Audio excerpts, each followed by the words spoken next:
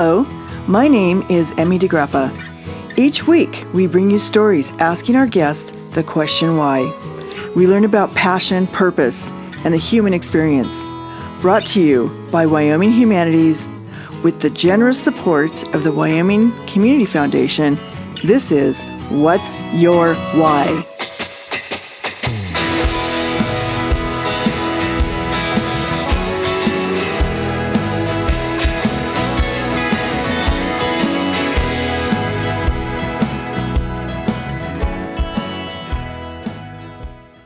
Today, we are talking to artist Bronwyn Minton. She is a multi-disciplinary artist and educator. Welcome, Bronwyn. Thank you. Nice to be here. Well, thanks for joining me. I'm really excited to talk to you and learn more about your art and your journey. Where did you grow up? I grew up in southern Vermont and southern New Hampshire, but I started coming to Wyoming when I was 10 years old to go to camp in Pinedale with horses and pack trips. And it was an amazing, amazing experience. I ended up coming back as a camper, and then I worked for the people. And my mom had worked for the same rancher when she was 20 for a couple of summers. And so I had been hearing about Wyoming my whole life. I think that is so cool, actually. It's like a family legacy that you started coming out to Wyoming and your mom already had this great love and it just became part of your life. It is. It's wonderful to think about. And I still am friends with people that I worked with and that owned the place in Pinedale. And so it feels, and a lot of the people that I worked with and also was maybe their camp counselor or that sort of thing still live there and visit. So it feels, still very strong. So when did your love and passion and journey to become a professional artist start? So I can't really remember not making things. My parents are both very creative, and I was always encouraged before I can remember to be using my hands to make things in all different ways through art and through craft.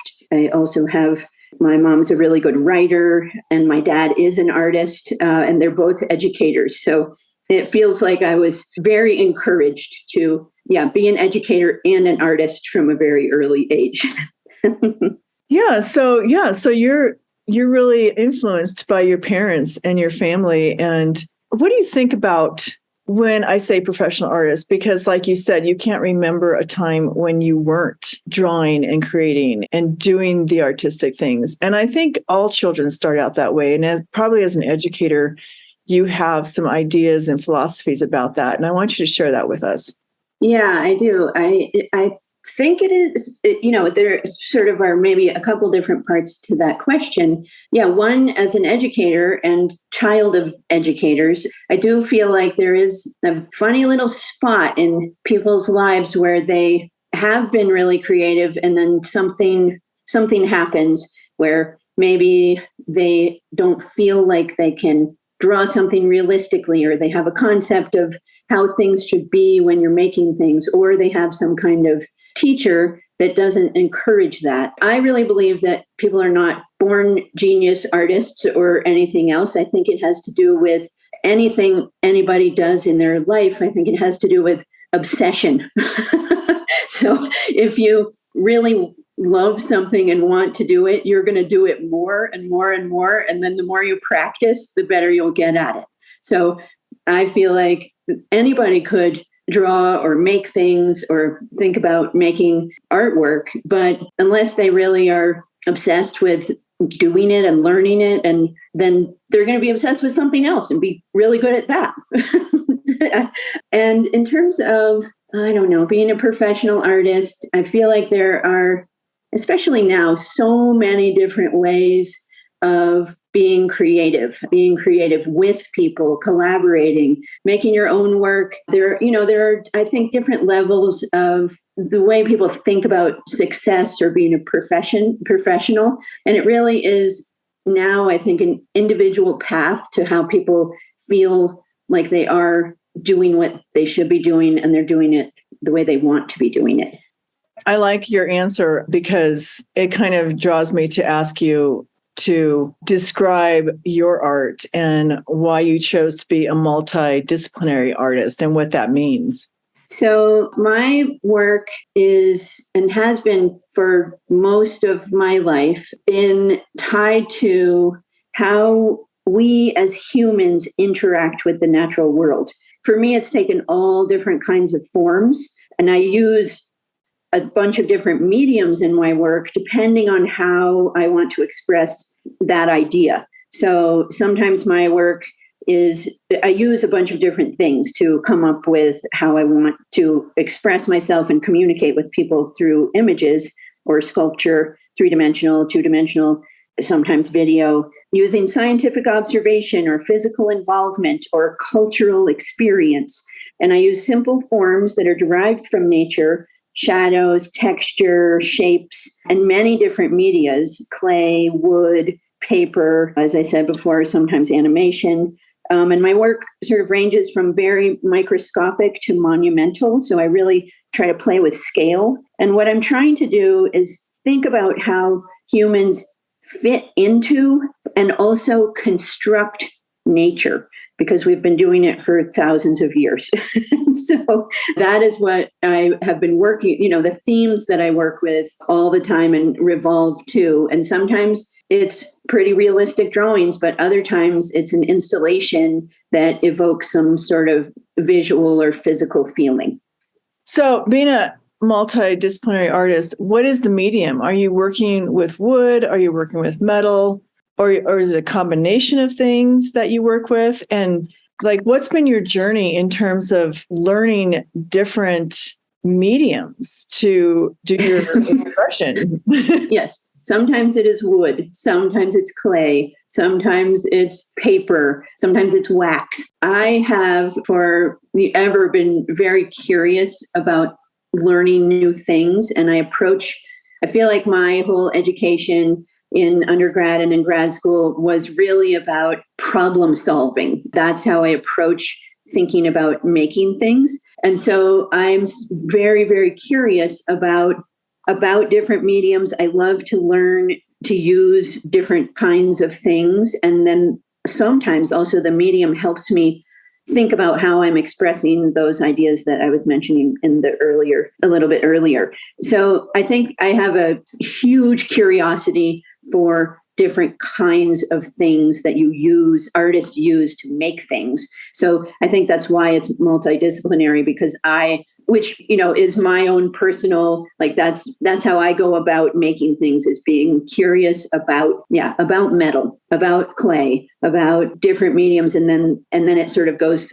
from there. I like to learn new things. I also like to teach myself new things, which keeps it going.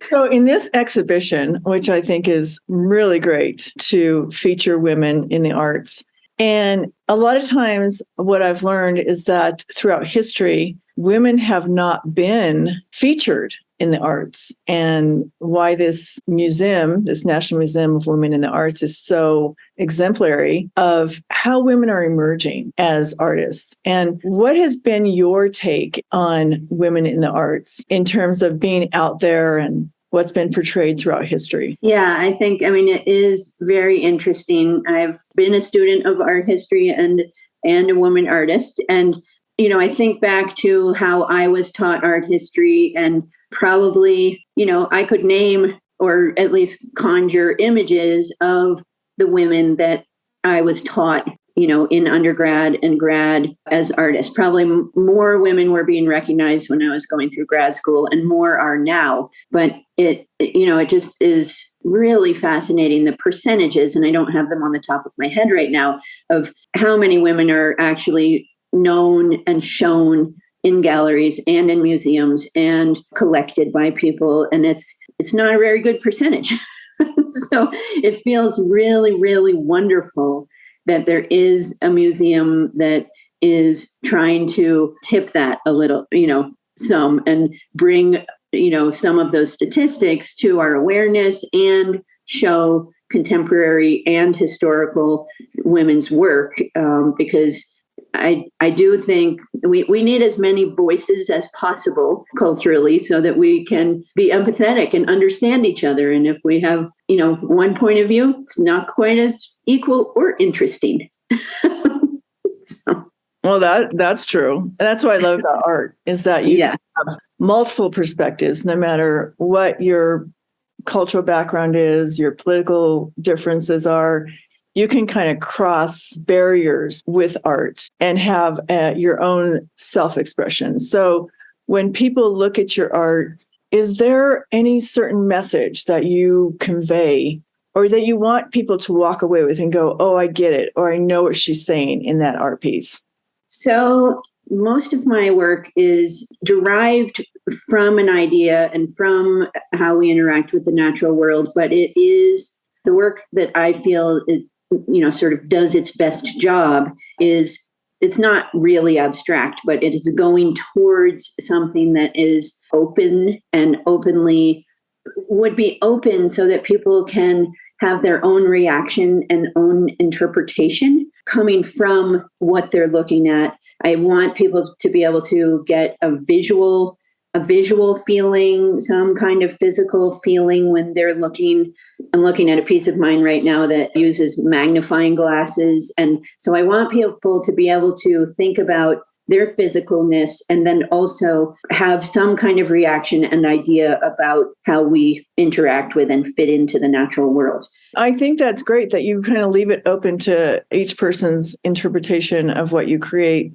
Some artists don't do that. I mean, they want to have a very certain message, when they create a piece of work. They want to have some way and I think, if we were going towards a message, I would want it to be some kind of feeling of connectedness, some kind of feeling of maybe awe or, oh, that reminds me of a wonderful time where I'm remembering the shadows and the sound of aspen leaves in the fall, or that reminds me of, how the texture of bark feels or stones. So hopefully that makes sense. So the message would be that I want people to feel some kind of connection and interaction with the natural world. I love that. And I think I think you do that very well in your art pieces. So let's talk about education, because how are we educating young people, children especially, because that's a great place where you have a tremendous amount of influence.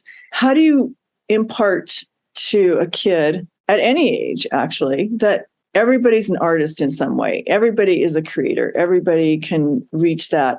Because I hear a lot of people say, oh, I'm not creative, or I'm not an artist. But as a professional artist, you instinctively know that that place comes from somewhere. And how do you teach that to children? I feel like, there, like I said before, there needs to be the urge to do it, or the obsession with it, or something like that.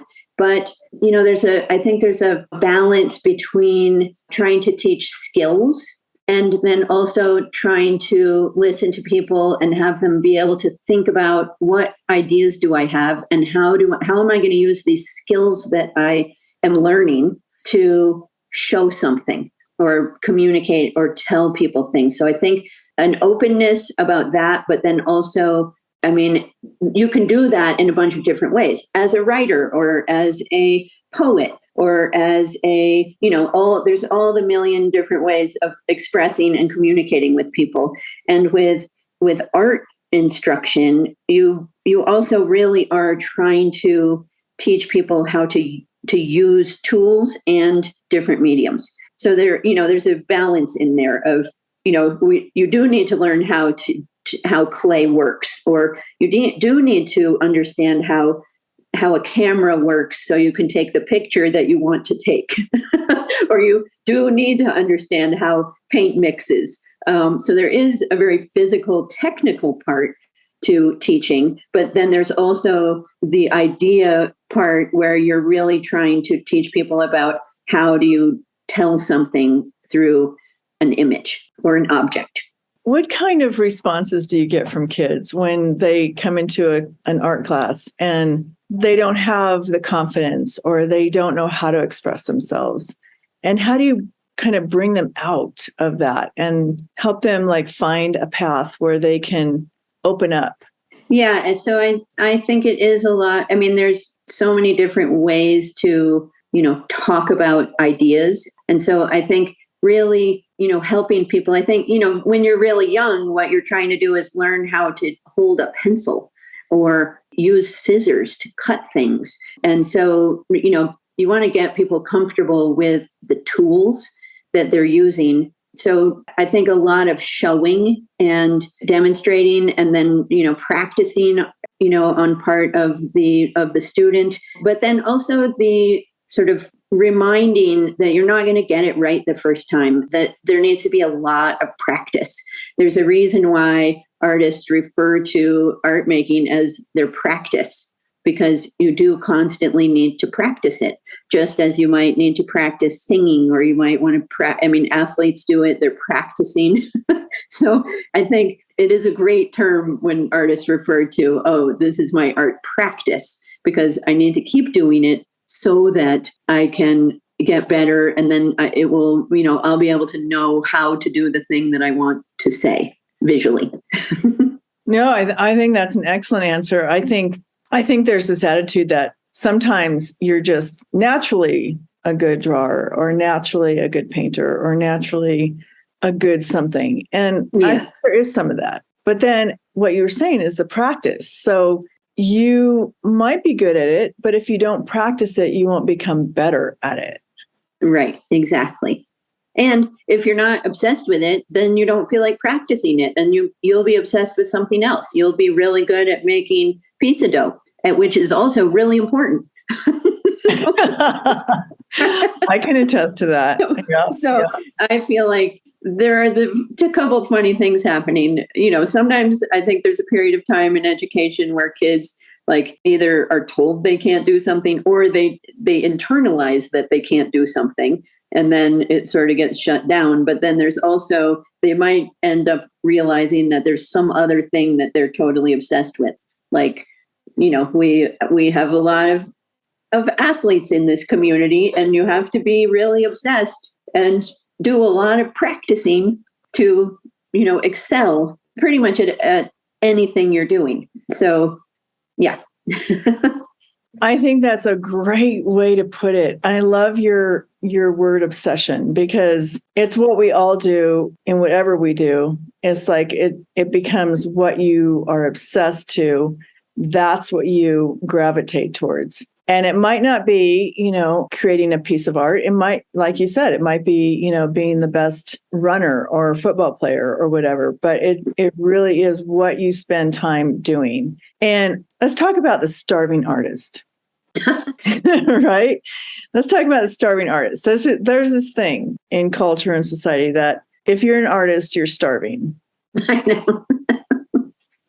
How do we just break that down and break it apart and get rid of that? Because I don't believe in that. I don't believe in it either. No, I think it is the obsession. If you want to do it, then do it successfully. So one thing I've learned, being an artist myself, but just that whole idea of a starving artist, if you're an artist, then you're starving, whatever. But how do artists make that connection to the business world? I know that is such I'm like, somebody's probably written a whole dissertation on this.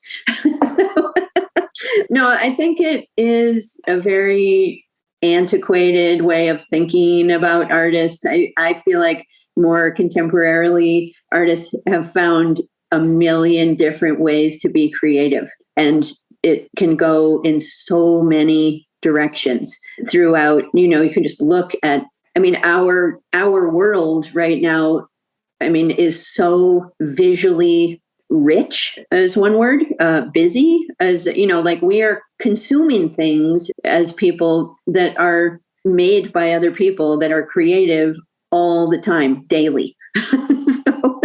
So I feel really open about the way I think about creativity, and that people are going to find the thing that they are obsessed with and do it. And they're going to find ways of supporting themselves through, different outlets, whether it's, through, you could name a million things. There's the whole creative world of advertising and of product design and of videos that we're watching. I feel like people are constantly making things and putting them out to the world.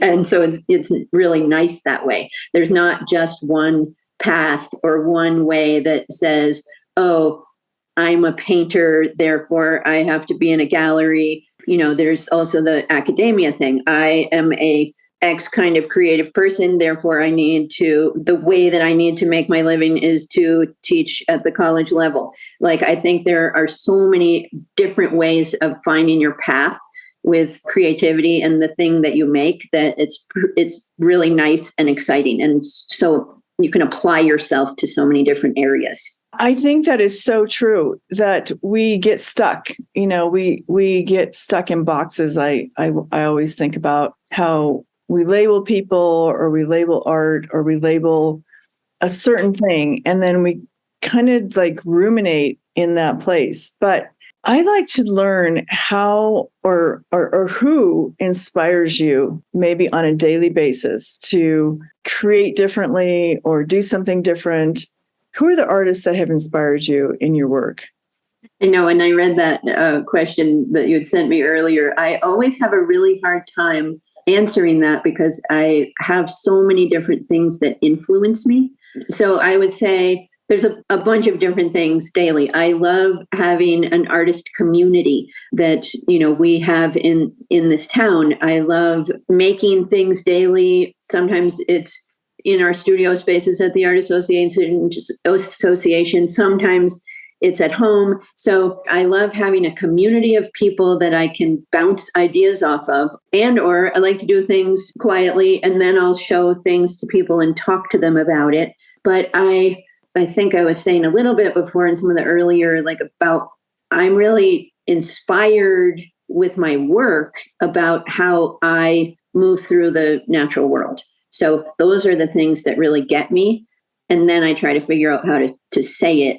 I am hungry all the time to look at people's work and to think about what they're trying to express. So I'm constantly trying to look at work made by artists, contemporary and historical, and think about why they're doing what they're doing, and how I sort of fit into that big picture. So I can't really say one particular thing, but I think creating a community and really hammering through just with myself, what are my subjects that really keep me going? So all of those things. No, that's great. I often think, and maybe it's just me, but one of the hardest things about being an artist is your family. Like, what do you do? What are you doing? What do you do for a living? Like, what? I don't understand. You're creating this thing. I don't get it. Or maybe they do get it. But how does being an artist affect family life? Because it's kind of fluid when you're an artist. You're flowing all the time. How does that relate in your family relations? That is interesting. Let's see. I would say, in terms of my family, my parents and my brother, they are all really creative.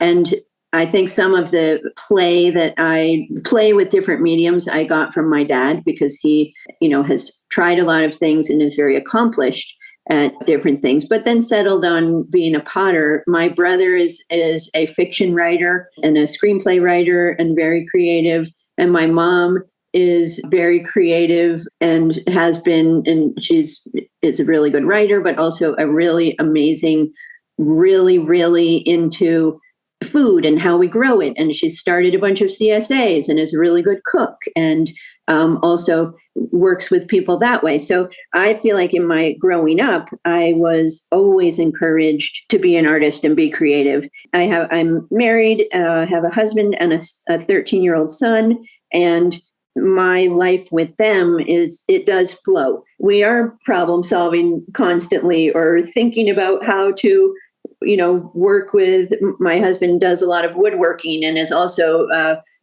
creative that way, and really a curious person. So we are actually thinking about problem solving mediums a lot in our house, and it does fit really well. We have a million tools and a million art supplies in our house, and so we're able to, at a drop of just be like, yep, I have that pen you need, or I have all that paper you need to make whatever project we're thinking about, or we have these kinds of woodworking tools. So I think that is hopefully answering that question. No, I think that is so cool and unusual. It's not an everyday thing that, your parents are artists, so they get you. Yep. And so that translates to how you operate and create in your own home, personal environment. And I just wish everybody had that kind of opportunity. I'm sure you think that too, when you think about how young people grow up and what's available to them. And do they have the tools and the opportunity to have a self-expression? Yeah. And that's what I think is really important, is just having things available for people, for kids or for adults. I feel like I also see a lot of adults through my work with education and the Art Association that are coming to something later in life or in mid, that it needs to be an open enough environment so that people feel comfortable enough to experiment and to learn how to do something through practice. So yeah, I think it's really being able to identify and just making things available to people so that they feel comfortable so they can learn. Yeah, I think the comfortable part is really the key word in that sentence, because a lot of times people don't feel comfortable creating. I mean, kids do. I get that. Yeah. But as you grow older, just like it's hard to learn a new language as you grow older, there is just a part of your brain that develops. And when you think about it, in your muscle, your brain is a muscle, and you think about how people learn other languages. It's work. It's hard. Yeah. And I think you do that as an artist. You yes.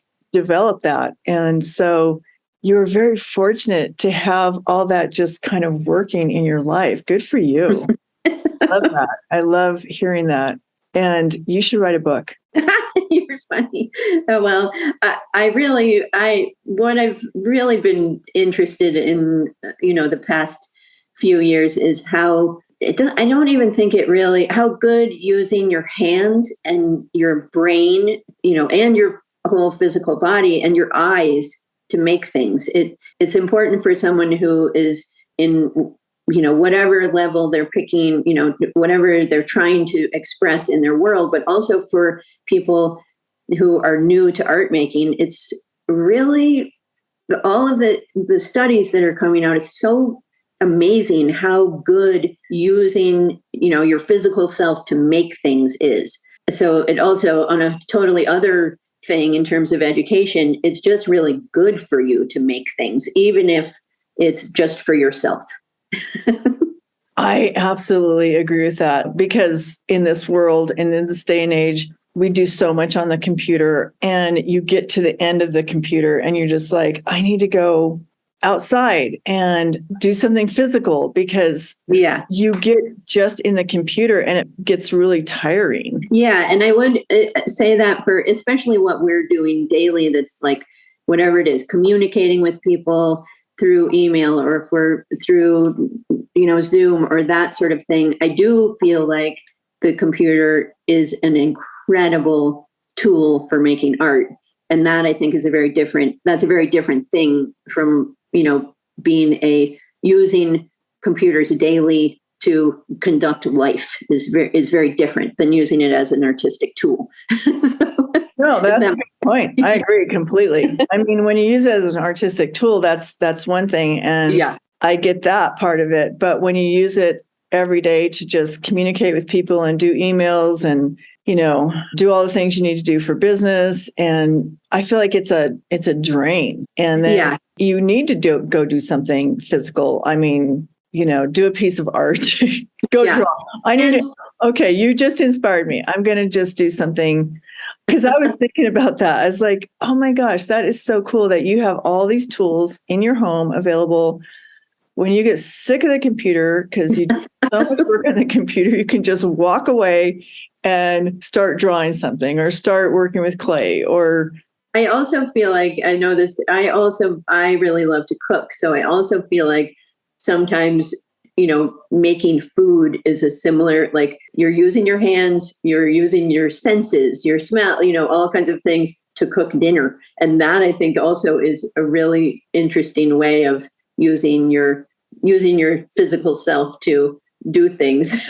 So. Oh my gosh, Bronwyn, I so agree with that because my husband says, Emmy, why are you making this big dinner? Or what are you doing?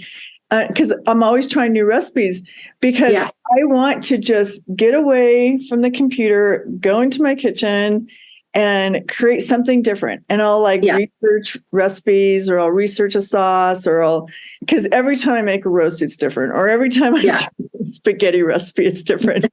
And because it's that, it is that. It's like you just want to get away from all the technical stuff just to use your hands, think about your senses, and enjoy something. And I love, like you, I love eating. I love being in the kitchen cooking and figuring out new stuff. I think that's so cool. Yeah, I think it's really, I love, chopping vegetables is really relaxing. It's really good for you. It is so good for you. I agree. I was talking to a friend of mine and she said, people don't understand, but cleaning her house is Zen. Yeah, that's her thing. Yeah. And it's like, I get that because you just leave the world of everything else, stress and all that stuff. And you're just like vacuuming or mopping or just being in a place where you're not having this kind of stress. It's kind of releasing it. I like that. It's good. I know. Cleaning house is Zen. Okay. That's a new thing. Yeah. Anyway, it's been great talking to you today and have a beautiful rest of your day. You too. This was wonderful. Thank you so much. Thanks, Bronwyn.